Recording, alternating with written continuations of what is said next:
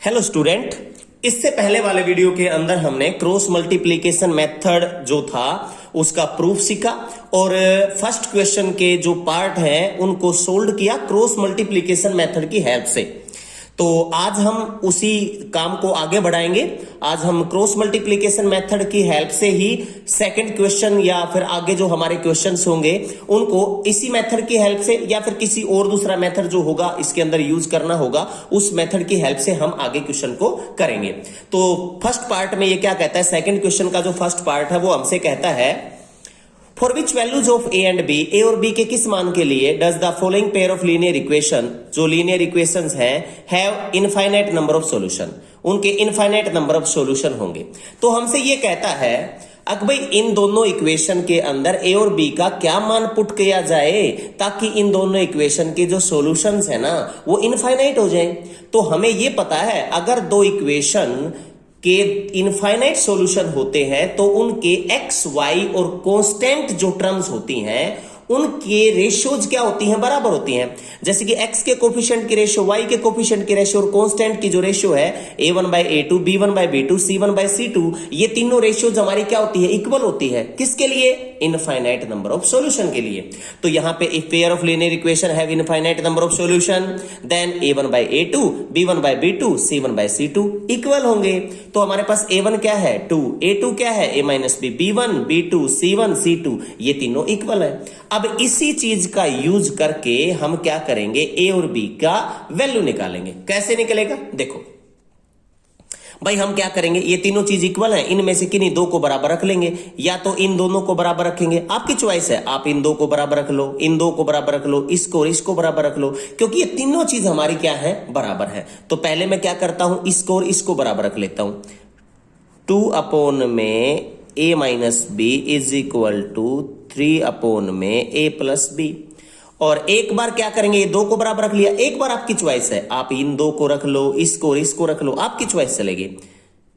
3 में a plus b is equal to 7 में 3a plus B minus 2। अब क्या करेंगे, क्रॉस मल्टीप्लाई करो, इसकी मल्टीप्लाई इसके साथ करेंगे, 2a प्लस में 2b, 3a माइनस में 3b। अब a वाली टर्म एक तरफ कर दो, इस तरफ आएगा 2a माइनस में 3a माइनस 3b, इस तरफ आके माइनस का हो जाएगा माइनस 2b, ये माइनस का a हुआ, ये माइनस का 5b, माइनस से माइनस कैंसल, a की वैल्यू क्या हो गई 5b हो गई। तो a की वैल्यू हमारे पास कितना आया 5b। अब इसको सोल्व करते हैं, देखो इसको भी क्रॉस मल्टीप्लाई करना पड़ेगा, इसकी मल्टीप्लाई इसके साथ करेंगे 9a 3b माइनस 6, ये हो गया 7a 7b। इसको इस तरफ लेके आओ, 9 माइनस 7 है कितना आएगा 2a, और 7b इस तरफ आके क्या आ जाएगा माइनस का 4b, माइनस 6 को उस तरफ लेके जाओ प्लस का 6 हो गया।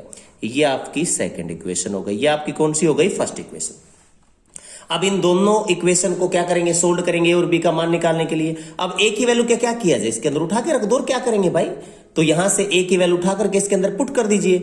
2 इंटू में ए का वैल्यू कितना है 5b माइनस में 4b इक्वल टू 6, 2 5 जा 10b माइनस का 4b इक्वल टू 6, 10 माइनस 4 कितना हो गया 6b equal to 6, b equal to कितना हो गया 6/6 कैंसल, b का वैल्यू कितना आ गया 1 आ गया।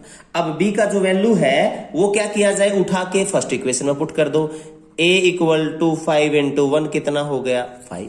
तो भाई a का वैल्यू 5 और b का वैल्यू कितना हुआ 1। अगर हम a का वैल्यू 5 पुट करते हैं और b का वैल्यू 1 पुट करते हैं तो जो हमारी ये दोनों लीनियर इक्वेशंस हैं उनके जो सॉल्यूशंस हैं वो इनफाइनाइट सॉल्यूशन आएंगे। कैसे, एक बार वेरीफाई करके देख लेते हैं। देखो बेटा, ये हमारी हो गई first equation 2x plus 3y equal to 7। Second क्या बनेगी, a का वैल्यू तो 5 है, b का 1 है, उठा के रखो, 5 माइनस 1 4x हो जाएगा, ये हो गया 4x प्लस में 5 प्लस 1 कितना हो गया 6y, ये कितना हो गया 5 3 जा 15 प्लस 1 16 माइनस 2 14। अगर आप ध्यान देंगे 2/4 1/2, 3/6 1/2, 7/14 1/2, तीनों रेशियो जो हमारी हैं वो क्या आई है, इक्वल आई है। इस वजह से दोनों लीनियर इक्वेशन के जो सॉल्यूशंस हैं वो हमारे कैसे होंगे, इनफाइनाइट सॉल्यूशन होंगे। तो ये था सेकंड क्वेश्चन का फर्स्ट पार्ट। तो आगे बढ़ते हैं सेकंड पार्ट में। तो सेकंड पार्ट की क्या स्टेटमेंट है देखते हैं। 3x प्लस वाई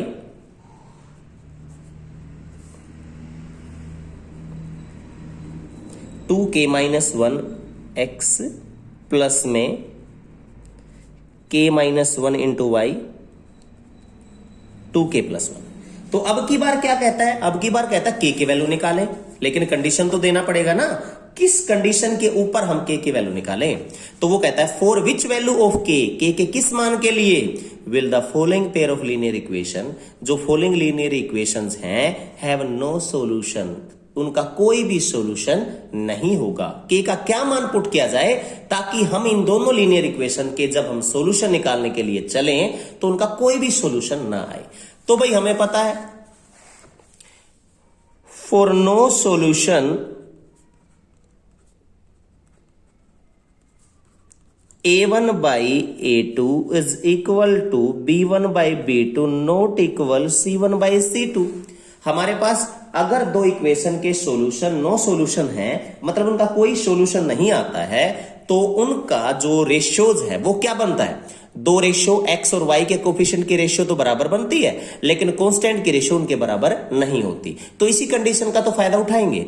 a1 क्या है 3, a2 क्या है 2k माइनस 1, b1 क्या है 1, b2 क्या है k minus 1 not equal to, c1 क्या है 1, c2 क्या है 2k प्लस 1। ये हमारे पास हो गया, बिल्कुल इजी। क्या किया जाए, कुछ भी तो नहीं, ये दो इक्वल है, इन्हीं को उठा लो। क्या आएगा 3 अपॉन में 2k माइनस 1 अपॉन में 1 माइनस k1, इसके मल्टीप्लाई इसके साथ करेंगे, ये कितना आया 3k माइनस 3, ये कितना हो गया 2k माइनस 1। इसको इस तरफ लेके आएंगे k आएगा, इसको इस तरफ लेके जाएंगे तो -1 प्लस का 3 आएगा, ये माइनस का हो जाएगा, k की वैल्यू कितना आएगा 2। तो अगर k की वैल्यू हम 2 पुट करते हैं तो हमारा जो सिस्टम ऑफ लीनियर इक्वेशन है उसके जो सॉल्यूशन है वो कोई भी सॉल्यूशन नहीं निकलता। देख लेते हैं एक बार चेक करके, k का वैल्यू पुट करेंगे 2, देखो बेटा 3x प्लस में y इज इक्वल टू 1, ये तो हमारी फर्स्ट इक्वेशन है। सेकंड में k का वैल्यू पुट करेंगे, 2 दूनी 4 और 1, 4 में से गया 3x आएगा, 2 में से गया 1 y आएगा, और 2 2 जा 4 प्लस 1 ये 5 आएगा। अगर आप ध्यान दें इनका रेशियो जो है वो बराबर है, लेकिन तीसरे वाला रेशियो बराबर नहीं है। इसका मतलब इन दोनों लीनियर इक्वेशन के जो सॉल्यूशन है वो क्या है, कोई सॉल्यूशन नहीं है, नो सॉल्यूशन। दोनों लीनियर इक्वेशन का कोई भी सॉल्यूशन नहीं निकलेगा। तो ये था हमारे पास कौन सा, सेकंड एक्सरसाइज का ना सॉरी सेकंड क्वेश्चन का सेकंड पार्ट। आप चलते हैं थर्ड पार्ट में। थर्ड पार्ट क्या कहता है, ये कहता है solve the following linear equation substitution cross multiplication method. तो हमें क्या करना है, जो थर्ड क्वेश्चन है 8x plus 5y is equal to 9 और 3x प्लस में 2y इज इक्वल टू कितना 4। ये कहता है इन दोनों इक्वेशन को x को सोल्व करें और मेथड क्या होना चाहिए, substitution and cross multiplication method. तो हमें या तो क्रॉस मल्टीप्लिकेशन मेथड यूज कर रहा है और या फिर सब्स्टिट्यूशन मेथड यूज कर रहा है। तो स्टार्टिंग में हम क्रॉस मल्टीप्लिकेशन मेथड यूज कर लेते हैं। सब्स्टिट्यूशन आप लोगों ने एक एक्सरसाइज छोड़ के 3.3 में आपने कर रखा है, तो वही मेथड है, वो आप खुद ट्राई करना। लेकिन क्रॉस मल्टीप्लिकेशन मेथड मैं आपको इस वीडियो में समझा देता हूं। देखो बेटा b1 b2 c1 c2 a1 a2 again b1 b2 x y, और मैंने कहा था अगर ये दोनों इस तरफ हैं तो यहां पे प्लस का 1 आएगा, और अगर इस तरफ रखना चाहते हो तो यहां पर क्या आएगा -1। बस यही तो है। b1 b2 क्या आएगा 5 2, c1 c2 9 4, a1 a2 8 3, ये 8 है, b1 b2 5 2, ये x हुआ, ये y हुआ, ये -1 हुआ। अब x अपोन में इसका मल्टीप्लाई इसके साथ करेंगे, 5 4 जा 20, 9 2 जा 18, और y अपोन में 9 3 जा 27, माइनस में 8 4 जा 32, -1 में 8 × 16 माइनस में 15। तो अब हमारे पास कितना है, x में 2, y में -5, -1 में 1 आएगा, x में 2 equal to -1, y -1 equal to -1, x equal to -2, y equal to +5। तो x का वैल्यू तो -2 हो गया और y का कितना हो गया, 5 हो गया। क्वेश्चन कंप्लीट हुआ। बस यही तो है cross multiplication method. Substitution method आपको हमने 3.3 एक्सरसाइज के अंदर कंप्लीट करवाया था, तो उस मेथड की हेल्प से आप उसको ट्राई करें खुद। तो अब चलते हैं हम क्वेश्चन नंबर 4 में। अब चलते हैं क्वेश्चन नंबर 4 में। तो क्वेश्चन नंबर 4 का फर्स्ट पार्ट आपके सामने ये रहा, देखते हैं क्या है। Part of monthly hostel charges is fixed and the remaining depend on the number of days one has taken food in the mess. When a student A takes food for the 20 days, C has to pay 1000 as hostel charges, whereas a student B who takes food for 26 days pays 1180 rupees for hostel charges. Find the fixed charge and the cost of food per day.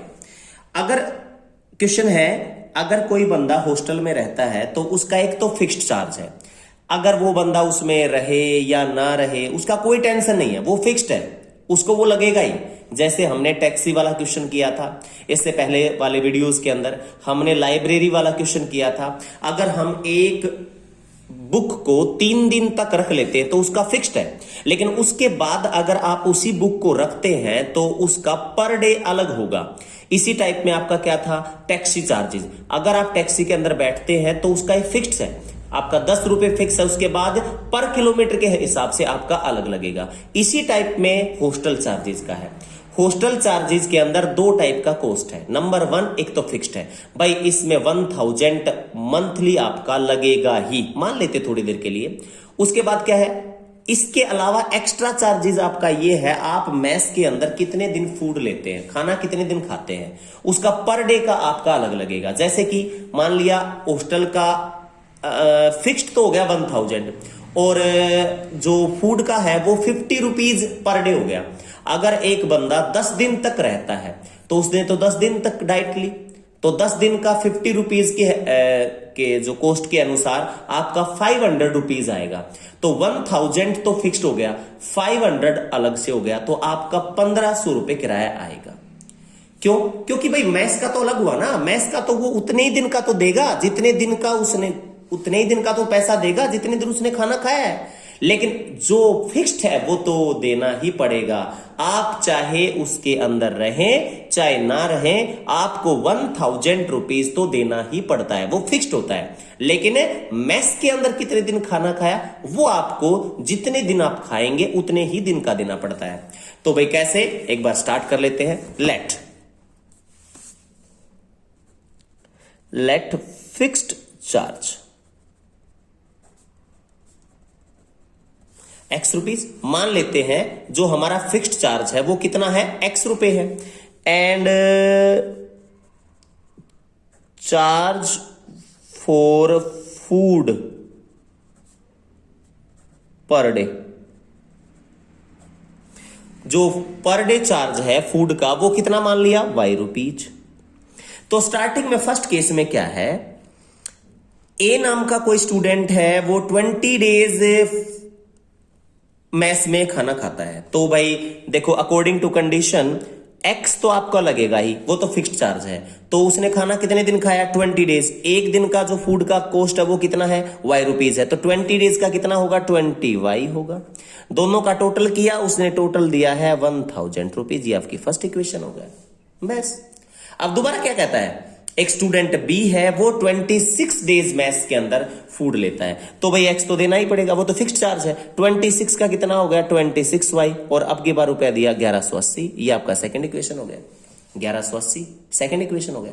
ये आपका first और second equation 2 आ गया। अब इनको solve करेंगे किस method की help से, क्रॉस मल्टीप्लीकेशन की हेल्प से, क्योंकि आप लोगों ने इस एक्सरसाइज के अंदर क्रॉस मल्टीप्लीकेशन मेथड यूज करना है। तो लोग स्टार्ट करते हैं कैसे, देखो भाई B1 B2 आपको पता ही है, B1 B2 20 26, C1 C2 1000 1180, A1 A2 11 20 26, x y इस तरफ है तो माइनस का 1 आएगा x अपोन में। अब इसकी मल्टीप्लाई इस तरफ करेंगे तो भाई ये लो आपका आएगा 0 2 8 16, 2 8 16, 2 1 2 प्लस 1 3, 2 1 2, माइनस में इसकी मल्टीप्लाई इसके साथ करेंगे तो ये 26,000 एक जीरो और आएगा ये 23,600 रुपए और ये आएगा आपका 26,000 रुपया। y अपोन में इसका मल्टीप्लाई इसके साथ करेगा तो 1000 माइनस में 1180 माइनस 1 अपोन में ये कितना हुआ 26 और माइनस में कितना हो गया 20। अब x अपोन में इसके साथ इसमें से घटाएंगे तो भाई 26,000 में से 23,600 घटाएंगे तो भाई हम इसमें से घटाएंगे 23,600 और ये 26,000 में से 23,600 घटाया जाएगा तो माइनस का 2400 आएगा और 1180 में से 1000 घटाओगे तो माइनस का 180 आएगा, माइनस 1 अपोन में ये 6 आएगा। तो अब क्या किया जाए, x अपोन में 2400 इक्वल टू माइनस 1 अपोन में 6, y अपोन में minus 180 equal to minus 1 upon में 6। इसको इस तरफ लेके जाएंगे, पहले माइनस से माइनस कैंसिल, ये आएगा 2400 अपोन में 6 चौका 24 400, x का वैल्यू कितना आ गया 400 रुपए। ये इस तरफ जाएगा, माइनस से माइनस कैंसिल हो जाएगा, y का वैल्यू 180 अपोन में 6 6 13, y का वैल्यू कितना आएगा 3। ये लो 6 3 18 होता है। तो भाई आपका जो फिक्स्ड चार्ज है वो कितना आएगा 400 रुपए और पर डे जो मेस का कॉस्ट है वो कितना है 30 रुपीज है। तो एक बार वेरीफाई करके देख लेते हैं ना, एक बार देखते हैं वेरीफाई करके। तो भाई 400 रुपए तो एक बंदा देता ही है। अब 20 डेज के लिए एक बंदा रहता है, 20 डेज का कितना हो गया, 20 डेज का 30 के हिसाब से 600 रुपए हो गया, टोटल करेंगे तो कितना है 1000। तो इसका मतलब आप सही है, आपका जो फिक्स्ड रेट है जो हॉस्टल का वो है 400 रुपीज और पर डे जो कॉस्ट है वो कितना है 30 रुपीज। तो ये था आपका फर्स्ट पार्ट। अब हम करते हैं सेकेंड पार्ट। सेकेंड पार्ट क्या कहता है, बिल्कुल इजी, वेरी इजी। ए फ्रैक्शन बिकम्स 1/3, ये हम इस टाइप का थर्ड क्वेश्चन कर रहे हैं। A fraction becomes 1/3 when 1 is subtracted from the numerator and it becomes 1/4 when 8 is added to the denominator. आप लोगों को पता है इस टाइप का क्वेश्चन जब हम करते हैं तो मेन पॉइंट क्या रहता है, सिंपल एक मेन पॉइंट होता है और वो होता है original fraction. Original fraction x upon y। तो फर्स्ट कंडीशन के अंदर वो क्या कहता है, फ्रैक्शन बिकम्स 1/3, फ्रैक्शन 1/3 बन जाएगी when 1 is subtracted from the numerator.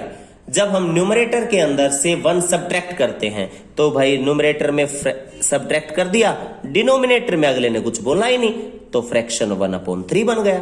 अब इसकी क्रॉस मल्टीप्लाई करेगा तो 3x माइनस का 3 इंटू वाई, इसको इस तरफ लेके आओ, 3x माइनस वाई, इसको इस तरफ लेके आओ, प्लस का 3 हो गया। अब सेकेंड करते हैं, अब की बार क्या कहता है, it becomes 1/4 when 8 is added to the denominator. x upon y, denominator में 8 ऐड कर दिया, फ्रैक्शन क्या बन गया 1/4 बन गया। x अपॉन में y plus 8 equal to 1/4, cross multiply करो कितना आ गया 4x, ये कितना हो गया y प्लस 8, इसको इस तरफ लेके आओ, 4x minus y equal to क्या हुआ 8। ये आपका सेकेंड इक्वेशन हो गया, ये आपका फर्स्ट इक्वेशन हो गया। तो स्टार्टिंग में फर्स्ट पार्ट में तो वो हमसे कहता है अक भाई न्यूमरेटर में 1 घटा दें, सब्ट्रैक्ट कर दें, डिनोमिनेटर के साथ कुछ भी नहीं करना। तो भाई ये डिनोमिनेटर तो वही है, फ्रैक्शन 1/3 बन जाएगी। अगली कंडीशन में ये कहता है डिनोमिनेटर में 8 ऐड कर दो, फ्रैक्शन 1/4 बन जाएगी। बस न्यूमरेटर में इसमें कुछ नहीं करना, बस 2 इक्वेशन बन गई, इनको क्रॉस मल्टीप्लीकेशन मेथड के हेल्प से सोल्व कर देते हैं। 3x minus y equal to 3, 4x minus y equal to 8, b1 b2 -1 c1 c2 3 8, a1 a2 3 4, b1 b2 -1 x y -1, क्योंकि इसी तरफ का उठा लिया आपने। x अपॉन में इसका मल्टीप्लाई करेंगे -8, माइनस में इसके साथ मल्टीप्लाई करेंगे माइनस का 3 तो प्लस का 3 कर दीजिए, 3 4 जा 12, माइनस में 8 3 जा 24, और -1 अपॉन में ये कितना हुआ -3, और ये कितना हो जाएगा प्लस का 4 हो जाएगा। x अपॉन में ये कितना आएगा -5, y अपॉन में ये कितना आएगा, ये -12 आएगा, और ये -1 आएगा, क्योंकि 4 में से 3 का 1। अब इसको इसके साथ इक्वेट करेंगे, यहां पर कर लेते हैं हम। x अपॉन में -5 इक्वल टू -1, तो x का वैल्यू प्लस का 5 हो गया, और y अपॉन में -12 equal to -1, y equal to कितना हो गया 12 हो गया। तो आपका जो फ्रैक्शन बना, आपका जो भी फ्रैक्शन बना वो क्या बना 5 अपॉन में 12 बना। एक बार वेरीफाई कर लेते हैं। देखो उसने हमसे कहा अगर इसमें से एक सब्ट्रैक्ट कर दे, स्टार्टिंग में देखो एक सब्ट्रैक्ट करते हैं, तो 5 - 1 कितना हुआ 4 अपॉन में 12 कितना होगा 4 3 जा 12, 1 अपॉन 3 आ रहा है कि नहीं। इसका मतलब आप सही है, आपका आंसर सही है। तो ये था आपका सेकंड पार्ट, और अब चलते हैं थर्ड पार्ट। तो भाई थर्ड पार्ट क्या कहता है, फोर्थ क्वेश्चन का ये थर्ड पार्ट है। स्टेटमेंट पढ़ लेते हैं। देखो बेटा, Yash scored 40 marks in test. Yash को 40 नंबर मिले एक टेस्ट के अंदर, getting 3 marks for each right answer and losing 1 marks for each wrong answer. Had 4 marks been awarded for each correct answer. यदि उसको सही पे 4 नंबर मिलते एंड 2 मार्क्स बीन डिडक्टेड, और उसके 2 नंबर काट लिए जाते फॉर ईच इनकरेक्ट आंसर, गलत आंसर के लिए, then Yash would have scored 50 marks. तब यस को 50 मार्क्स आते। How many questions were there in the test. इस टेस्ट के अंदर कितने क्वेश्चंस थे। तो भाई हमें ये तो पता ही नहीं है क्या क्वेश्चन दिया, तो सिंपल हमसे वो क्या कह रहा है, अब भाई सही पे इतने मिल रहे हैं, गलत पे इतने मिल रहे हैं, तो हमें ये तो पता ही है। अब भाई टोटल किसी भी टेस्ट के अंदर हम जब टेस्ट देते हैं, अगर कोई आपसे ये बताए अब भाई टोटल कितने क्वेश्चन है, आपको मैं कह दूं भाई 40 तो मेरे सही हैं और 10 मेरे गलत हो गए। अटेम्प्ट मैंने सारे किए थे, लेकिन 40 मेरे सही हैं और 10 मेरे गलत हो गए, तो इसका मतलब आप अंदाजा लगा सकते हैं टोटल क्वेश्चन कितने हैं, 50 हैं।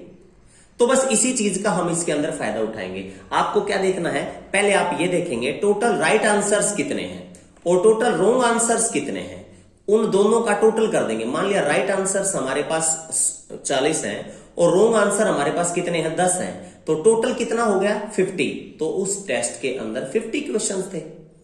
तो अब यहां पर क्या करेंगे, देखो बिल्कुल easy, let number of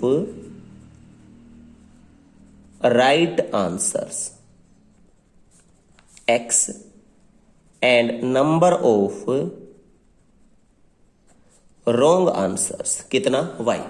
let number of right answers x and number of wrong answers y। तो स्टार्टिंग में क्या कहता है, अकॉर्डिंग टू क्वेश्चन चलते हैं। अब देखो बेटा, देखो एक जनरल सा क्वेश्चन हम लेके देखते हैं। आप इक्वेशन बनाने से पहले मान लिया मेरे पास 50 क्वेश्चन है, 50 में से 40 मेरे सही हैं और 10 मेरे रॉन्ग है, और हर जो क्वेश्चन है वो 2 नंबर का है। कोई भी क्वेश्चन है ना वो 2 नंबर का है, सीधी सी बात है। अगर नेगेटिव मार्किंग ना होती, ये क्वेश्चन नेगेटिव मार्किंग का है, ये ध्यान रखना है। अगर नेगेटिव मार्किंग ना होती तो आपको क्या करना पड़ता है, आप देखते होंगे जब पेपर के अंदर आपको टीचर कोई भी है आपका टेस्ट चेक करके देता है आपको, तो एक क्वेश्चन कितने का 2 नंबर का, आपके कितने सही हैं 40, तो आपके कितना हो गया 80। टोटल पेपर कितने का था 100 का हुआ ना, क्योंकि एक क्वेश्चन कितने नंबर का है 2 नंबर का है, तो कितना हुआ 100, तो आपका नंबर आ गया 80 अपॉन में 100। लेकिन अगर नेगेटिव मार्किंग है तो अब देखो, अगर वो कहेगा 10 के, वैसे तो कटे हैं आपके, वैसे तो आपके 20 मार्क्स कटे हैं, वो गलत के ही तो कटे हैं, लेकिन नेगेटिव मार्किंग ये होती है गलत के वो तो कटेंगे भी और उसके अलावा भी एक्स्ट्रा कटेंगे। एक्स्ट्रा वही तो बोलते हैं नेगेटिव मार्किंग। कैसे, बाय द वे आपसे कह दे 1 नंबर नेगेटिव मार्किंग का कटेगा पर क्वेश्चन पे, तो इसका मतलब क्या हुआ, देखो बेटा आपका टोटल नंबर हुआ 80, ये तो आपको हो गए सही के, और भाई रॉन्ग आंसर पे आपको क्या मिल रहा है, 1 नेगेटिव जा रहा है, तो एक क्वेश्चन के ऊपर, तो आपके क्वेश्चन कितने हैं 10, तो 10 1 जा 10, आपके 10 और घट जाएंगे, आपको 70 मार्क्स मिलेंगे। अगर नेगेटिव मार्किंग है, 1 नंबर की अगर नेगेटिव मार्किंग है तो आपके 10 नंबर काट लिए जाएंगे, वो नेगेटिव मार्किंग है। इसी चीज को इसमें वो फॉलो कर रहा है। कैसे? वो हमसे कह रहा है अब भाई एक्स राइट आंसर है, वो हमसे कहता है getting 3 marks for each right answer, उसको सही पे 3 मिल रहे हैं। देखो तो फिर कितने क्वेश्चन सही कर रखे हैं एक्स, और कितना नंबर मिलता है एक पे 3 नंबर, तो टोटल मार्किंग कितना हुआ 3x। अब एक नंबर जा रहा है, कैसे देखो, and losing 1 marks for each wrong answer, गलत के ऊपर हर एक क्वेश्चन पे 1 नंबर कट जाता है। तो कितने गलत कर रखे हैं y ना, तो कितने गलत नंबर हो गए, नंबर जो हमारे गलत क्वेश्चन हुए उनके टोटल कितने नंबर हो गए। अगर मान लिया ये 10 क्वेश्चन है, जैसे कि आपने यही देखा 10 क्वेश्चन गलत थे, 1 नंबर गलत का कट गया, तो टोटल कितना हुआ 10 हो गया ना। तो 10 कैसे, 10 1 जा 10, आपने ऐसे तो किया, यहां पर भी हम ऐसे ही करेंगे। तो y इंटू में 1, तो ये तो हो गए उसके राइट के सही, जो आपने क्वेश्चन कर रखे थे उसके टोटल हो गए। लेकिन ये नेगेटिव मार्किंग के हो गए तो घटेगा, इक्वल टू कितना हो गया, उसको 40 नंबर मिले। तो आपकी इक्वेशन हो गई 3x minus y equal to 40। ये आपका फर्स्ट इक्वेशन हो गया। सेकंड स्टेटमेंट जो आगे बढ़ता है वो ये कहता है had 4 mark been awarded for each correct answer, यदि उसको 4 नंबर मिलते किस पे, सही पे, and deducted 2 for each incorrect answer, और 2 काट लिए जाते किस पे, इनकरेक्ट पे। देख भाई सही कितने क्वेश्चन है x, कितने आंसर दे रखे सही x ना, तो नंबर कितने मिलेंगे 4 इंटू एक्स, और रॉन्ग कितने हैं y, कितने कटते हैं 2, हर क्वेश्चन पे कितना कटता है 2, घटाएंगे तो आपका टोटल नंबर कितना बैठेगा 50। तो आपकी ये सेकंड इक्वेशन हो गई 4x माइनस में 2y इक्वल टू कितना हुआ 50। ये आपकी सेकंड इक्वेशन हो गई। अब इसको क्रॉस मल्टीप्लीकेशन मेथड की हेल्प से हम सोल्व करेंगे। b1 b2 minus 1 minus 2, c1 c2 40 50, a1 a2 3 4, b1 b2 minus 1 minus 2, यहां पर x, यहां पे y, और यहां पर क्या है -1। तो यहां पर x अपॉन में इसका मल्टीप्लाई इसके साथ करेगा -50, इसके साथ इसका मल्टीप्लाई करेगा तो कितना आएगा 80, y अपॉन में ये कितना आएगा 160, माइनस में इसका मल्टीप्लाई इसके साथ करेगा कितना आएगा 150, -1 अपॉन में 3 2 जा -6, और ये कितना हुआ 4, x अपॉन में कितना आएगा 30, y अपॉन में इसका कितना आएगा 10, -1 अपॉन में 1/2, क्योंकि माइनस का 2 -1/2, इसको इस तरफ लेके जाएगा, x अपॉन में 30 इक्वल टू 1/2, y अपॉन में 10 इक्वल टू 1/2, इस तरफ जाएगा तो x का वैल्यू कितना आएगा 15, और इस तरफ जाएगा तो x का वैल्यू कितना आएगा 5। इसका मतलब ये हुआ उसने उस पेपर के अंदर 15 क्वेश्चंस के तो आंसर सही दे रखे हैं, और 5 क्वेश्चंस के आंसर उसने क्या दे रखे हैं, गलत दे रखे हैं। तो टोटल जो क्वेश्चंस हैं उस पेपर के अंदर 15 प्लस 5 कितने हैं 20, कितने हैं 20। एक बार देख लेते हैं, एक क्वेश्चन वेरीफाई कर लेते हैं पहली स्टेटमेंट को। देखो सही पे कितने मिलते हैं पहले वाली में 3, तो 15 3 जा 45, माइनस में गलत पे कितना मिलता है 1 कटता है, कितने गलत कर रखे हैं 5, तो 5 मल्टीप्लाई 1 माइनस का 5 कितना हुआ 40। लो भाई हो गया, टोटल कितने आए थे 40 तो आए थे। तो ये था आपका इस वीडियो के अंदर जो आपका काम था वो ये था। सेकंड क्वेश्चन सभी पार्ट्स मैंने करवाए, थर्ड क्वेश्चन को करवाया बेटा, और फोर्थ क्वेश्चन के आप लोगों को थर्ड पार्ट तक किया।